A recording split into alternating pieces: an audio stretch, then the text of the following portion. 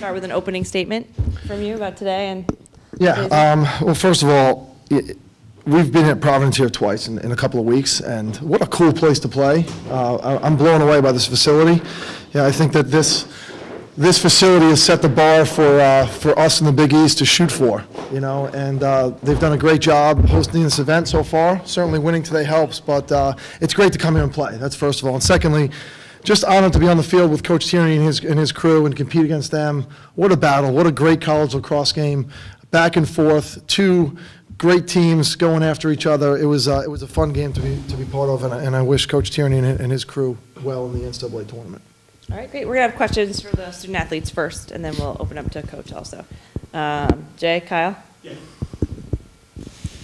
Fellas, anyone can take this one, but on the field, what was different here than 5 days ago when you faced Denver and Milwaukee? I'll take it. I think just with our backs against the wall, I think that's when our team plays best. We got a little feel playing against them last week, and it's pretty easy to play hard when you have nothing to lose. The seniors got together with the whole team last night, and we kind of just talked about how we don't want this to be our last game. We want more time together. So I think that helped us a lot. Someone else want to answer that as well? Yeah, I can add to that.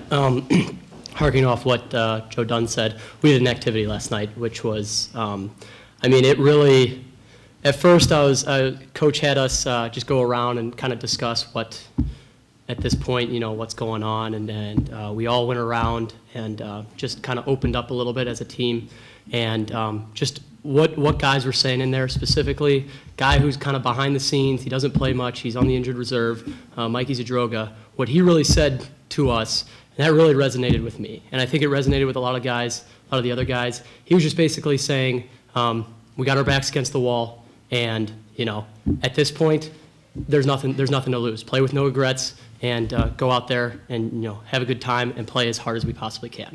That really resonated with me, and I'm sure. There were tears in that room. Guys were. It was the entire thing was resonating with all of us. So I think that really got us mentally locked and loaded for this game. John, you want to take that also? Yeah, we kind of talked about it, and Coach mentioned it. It's just it's Game 7. Backs are up against the wall. We got nothing to lose, so we just played our hearts out, and I think that kind of pushed us through, and especially with the seniors, and after that, down to the junior, sophomores, and even the freshmen on the bench or whatever it may be.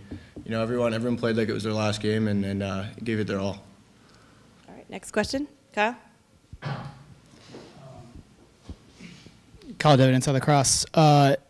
Basically for you, Cole, it seemed like they took a lot of distance shots on cross passes. You saved a couple of key ones, especially in the third and fourth quarter. What were you seeing from them in their spread offense? In their spread offense, I felt like I was getting better looks, better opportunities than first time we played them at the end of the season. I was able just to, kind of stay to my roots, and I was really telling myself that entire game, just track the ball, just watch the ball, try and find it in their stick, pick it up in their stick, and, just with them, just more space, better opportunities, our guys getting out on their hands, just made it, better for me to get out to those shots and make the saves. For Joe and John, you guys combined on what might have been the most old school lacrosse goal of the entire game, cutting across and just finishing it from the pass from the far side. How did that kind of set up? Because it seemed like a lot of your goals were a ton of individual effort, getting to the middle and beating your guy. Yeah, I think when they started putting the short stick on Grant, and me and Joe were kind of playing behind the net together. I guess we never really realized, how much we could do together. And I think we play well together. We see eye to eye, and I think we got a couple in there that were big helpers.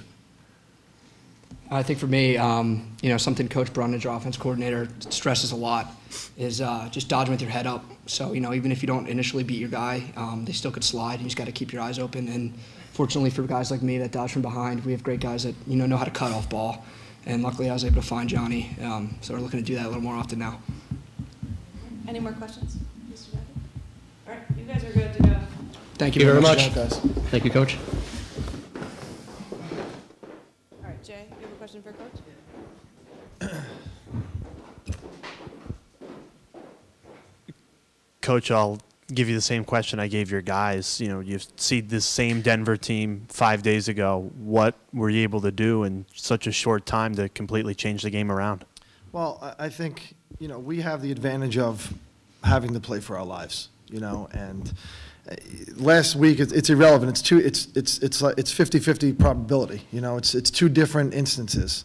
You know, we didn't really look at last week's game too much as a team. We looked at it more as a staff and tried to make a few adjustments. But as I told these kids all week, they're playing their game 7. Every moment now is a game 7, and that's when you've got to relish those opportunities. So we had that on our side, and those guys didn't. So I can't say we played harder than them. I just think that we had the fear of this thing being over 2 hours from the game starting, you know, on our side. And I think that's a huge advantage in sports. It's a huge advantage if it's not both teams playing for exactly the same consequence. That's a huge advantage for the one team that is. And we tried to play that up because, I mean, truthfully, we had no other advantage after the game last week. You know, we couldn't find anything where we were saying, yeah, we got them there. You know, I mean, they had us in every other category besides if we lose, our season's over, and theirs is not. What was the game plan going in against Baptiste? It seemed like you guys were tying him up and also sending the wings to him instead of, I mean, yes, he was near the ball, but also to him to get on his hands. I mean, there's no game plan that kid hasn't seen. We try our best to tie him up. I thought Zach battled. I thought there were a couple of calls that shouldn't have been made, and it wasn't like we were doing anything wrong. They were doing something wrong. I just felt like it was a good old school fight at the X there. But for us, we just wanted to try and keep that ball in there as long as we could and make it a 6-on-6 play as opposed to a 1-on-1 play. Because 1-on-1, there's not a person on the planet that can beat that kid consistently. He's the best ever. He's a great competitor. There's no one even close to him in the history books. I think he's the best one that's ever played that position. And it truly is a joy to compete against him. He's such a wonderful human being. You know, he's got a smile on his face after the game. He's so appreciative of the opportunity to compete. That's what college athletics is about, when you get to compete against a great player like that who really is a gentleman. Similarly, Connor Caranzaro not putting up his usual stats. Grill doing a great job on him in the second half in particular. Was the plan to kind of take him out and see, you know, if Pace and other guys could beat you down the alley? Well, you know, we weren't going to slide to Nick Grill early, but then I thought Cannizzaro did a really good job in the first quarter of recognizing that and putting himself in position, but didn't finish. And then we kind of switched up what we were going to do to give him a different look.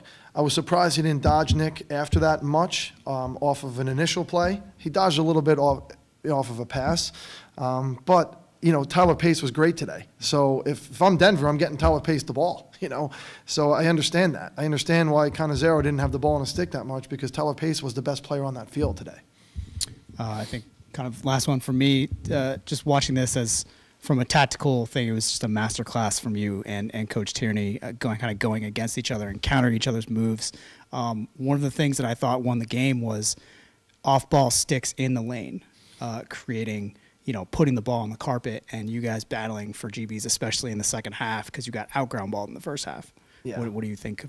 I mean, look, you've got to be so urgent and focused in every small play within the big play. If you're not in a passing lane against these guys, they move the ball so well and are so smart and so well coached, they'll kill you.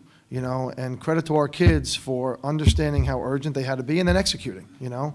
They've understood it before, and they've been in the right spot, they just haven't executed it. Today they executed it most of the time. Last question from Jay. Coach, we heard your guys say how happy they are that they get one more game together, and that's what motivated them. You know, did you give them a message in the locker room that now you got to use that same mentality and, you know, just such a quick time turnaround? Yeah, look, we have experience on our side. We've been here before, so we understand what it takes in order to prepare. I told them the next 4 hours is most important to recover and just focus on themselves right now. But look, we talk about this all the time as a program. We just want more time together, you know. And I'm really thankful that, you know, we get to have pizza tonight at 10 o'clock together, and tomorrow we get to wake up and have breakfast and we get to have a few more meals and some more time in the hotel and spend more time, because that's what we're about. We're about those moments, those relationships, those opportunities to love and care for each other, and then we'll compete our butts off to protect that and try and fight for more time. And that's what's made our program what it is, and that's what will continue to be the most important thing to us. Thank you.